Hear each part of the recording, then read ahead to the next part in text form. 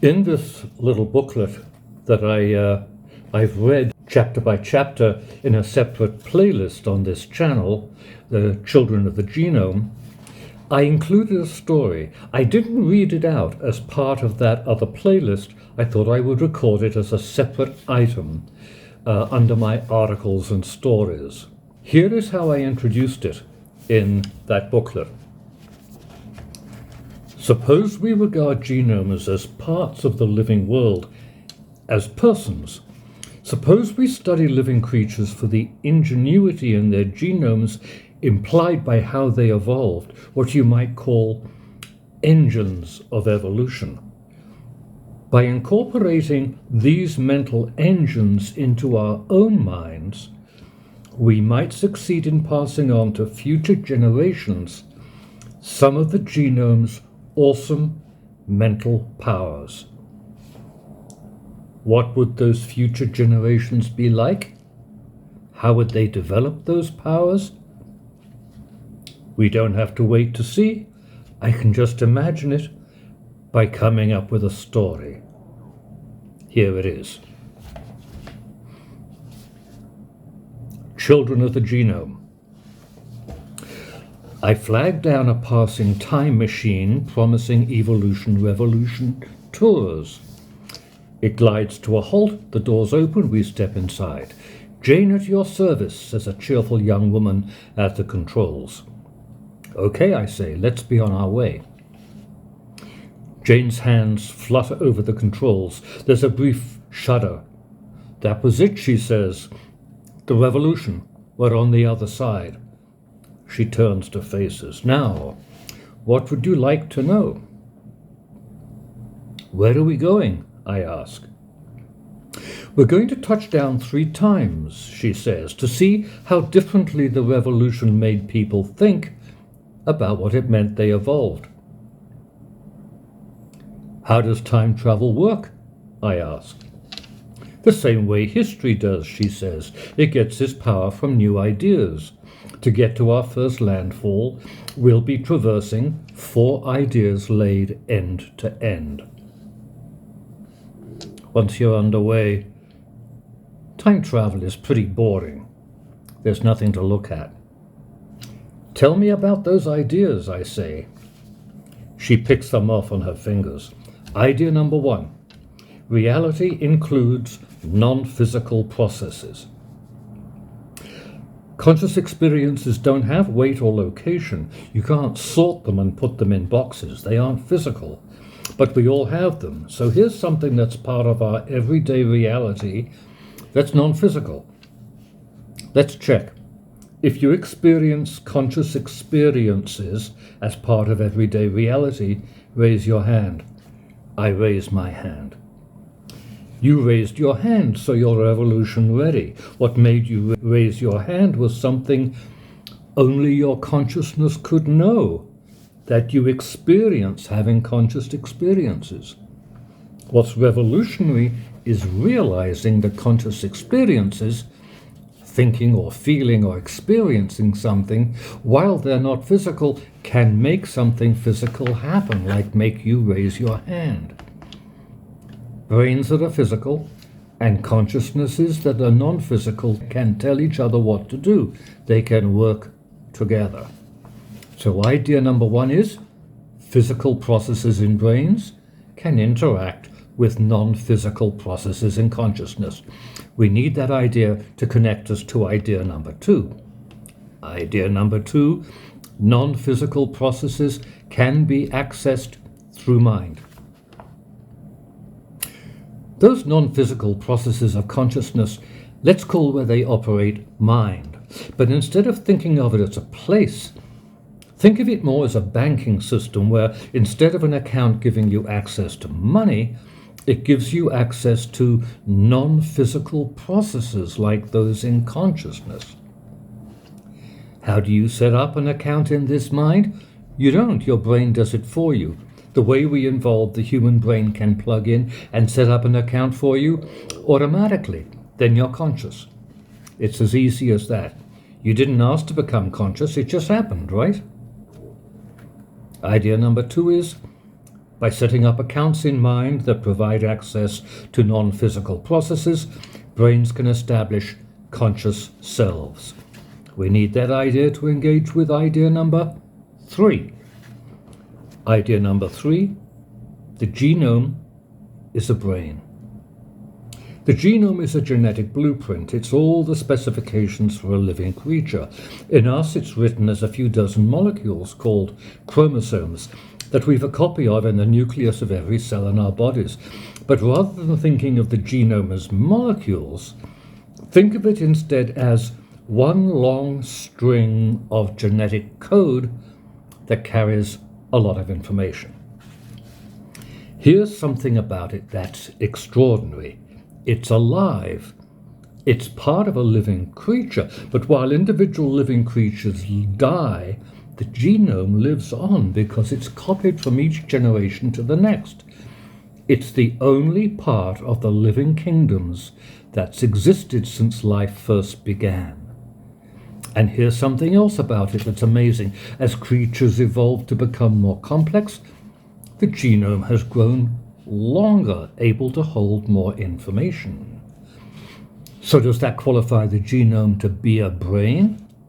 It may not appear to be as complex as our brains, but it's been evolving for 1,000 times as long. And it holds a mind-boggling amount of information. There's nothing else on Earth remotely like it.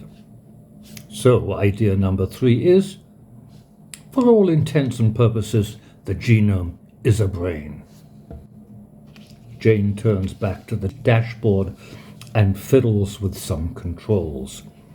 To maintain our speed of travel, Jane says, we have to join ideas 2 and 3 like this. Idea number 4, an entirely new mechanism of evolution. Remember how I suppose brains, by opening accounts for us in mind, can make us conscious? If the genome is a brain, and if it can open accounts for itself in consciousness too, could that be what drives evolution? I'll show you why it could. If the genome can become conscious, then presumably it can think. What happens then? Well, what happens when we think? When we think, we make changes to our brains. Take memory, for example.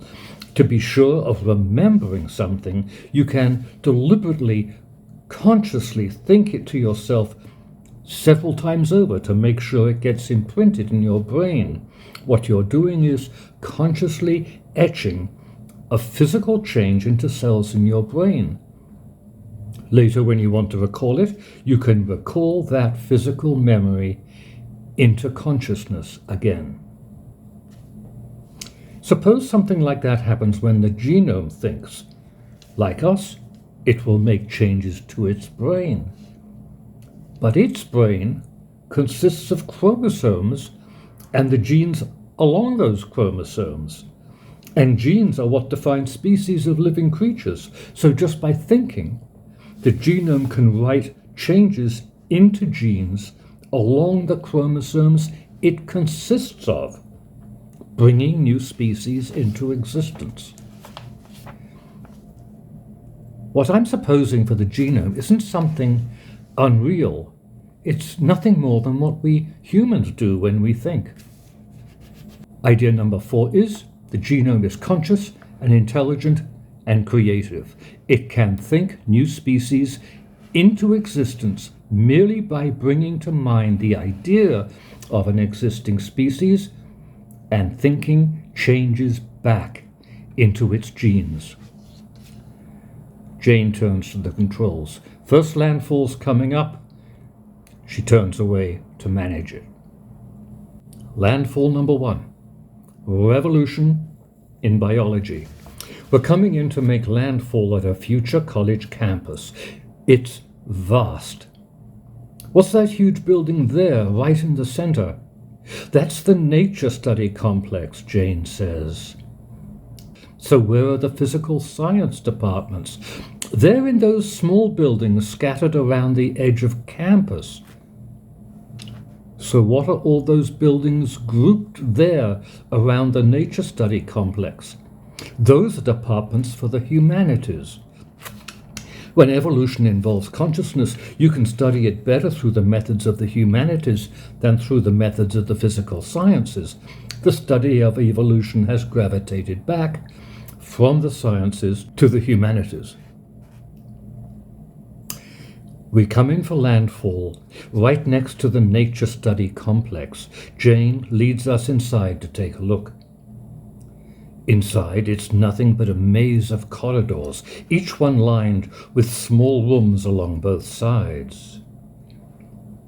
What are people in these rooms doing?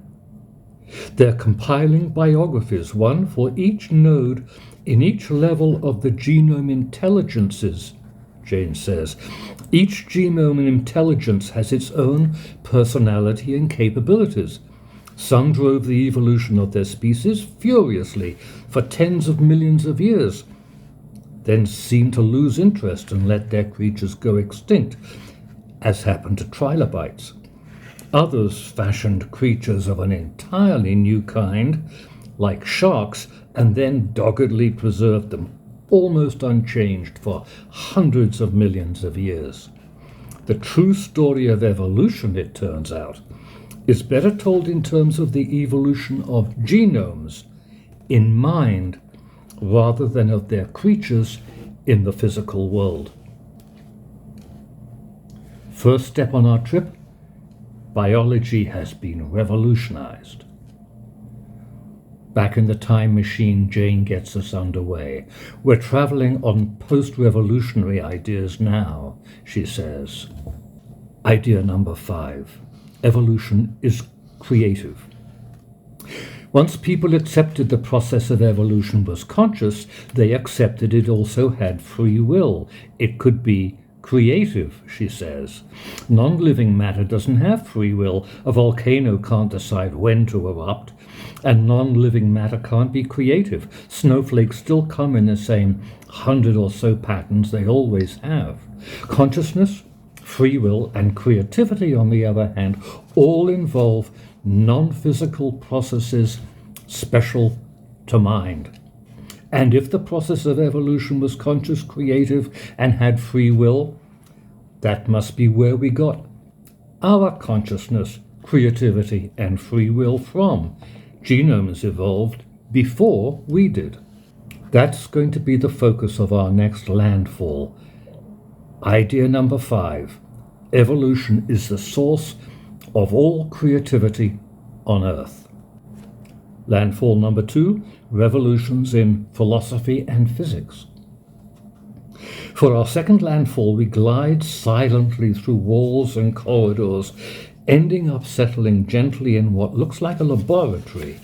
It's filled with chairs and desks, but all around us are posted graphs telling us that something like experimental science has reappeared. Here's what Jane tells us. The new science is made possible by the invention of a new unit of measurement, the creatron. That's how much know-how an orb spider comes into the world with. It knows it can drop itself down on a line of silk, but must climb back up to return. It knows about gravity. To lay out its web in a flat plane, it has to pick its way through the world to the various anchor points. It has to know about space in 3 dimensions. To spin its web, it must know about the production and deployment of several different kinds of silk. With that unit established, the creatron, you could use it to measure the creativity of genomes throughout every level of nature, species, orders, entire kingdoms, even of all nature. At each higher level, the creatron scores soared. The creativity of all of nature was so enormous, you could barely distinguish it from complete freedom from determinism by physical laws. The old philosophical debate about determinism versus free will was finally laid to rest. Evolved creatures like us, sharing in all of nature's freedom from determinism, could be creative. We could have free will too. Unlike purely physical things, we weren't entirely bound by the laws of physics, by prior chains of physical events. We could choose to go along with them or strike out on our own. Those laws of physics, the more creativity people found in nature, the less they found in it to apply those laws to. Now, physics had been made over by the revolution in evolution.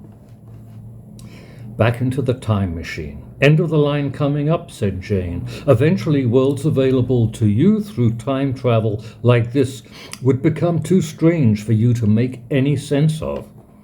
Our last landfall will be just short of that point, since your understanding will be as limited as that of a child.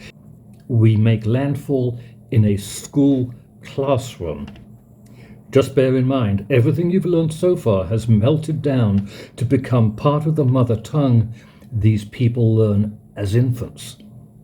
I have to introduce you to just one more idea before we land.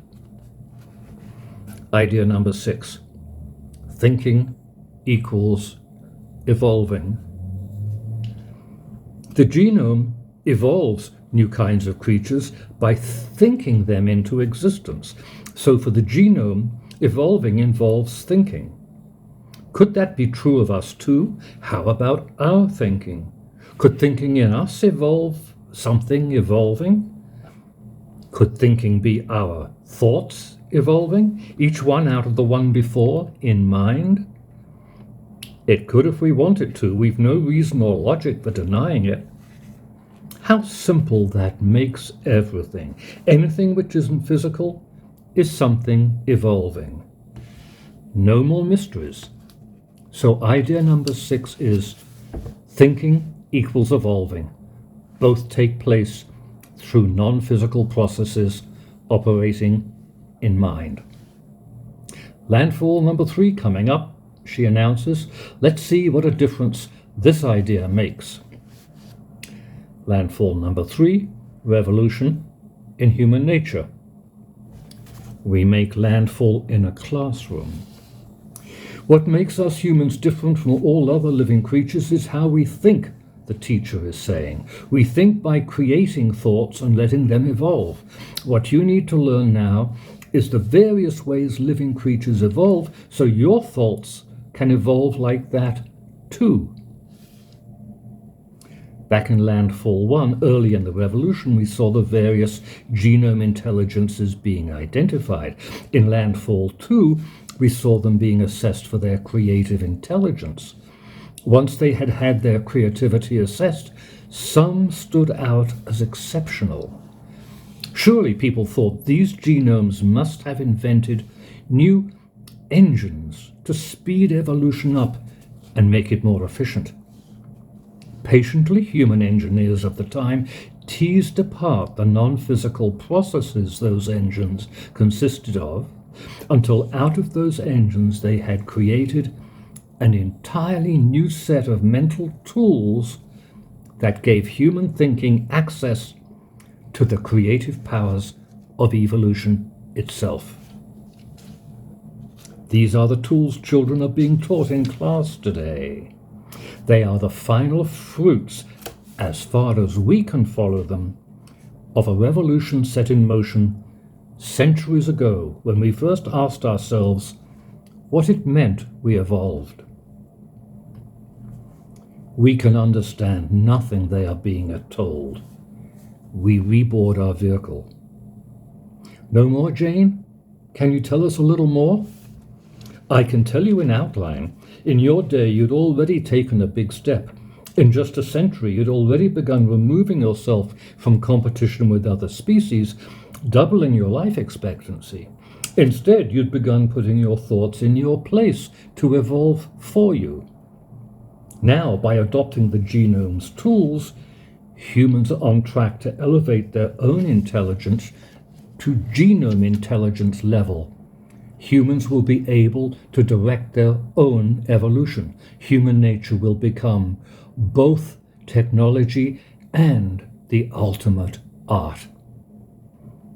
Already people like the teacher in that classroom look back to the evolution revolution in your time as the critical hinge in history. That's as far as Jane can take us. She scoots us back to our own time. Say goodbye to Jane. Goodbye, Jane.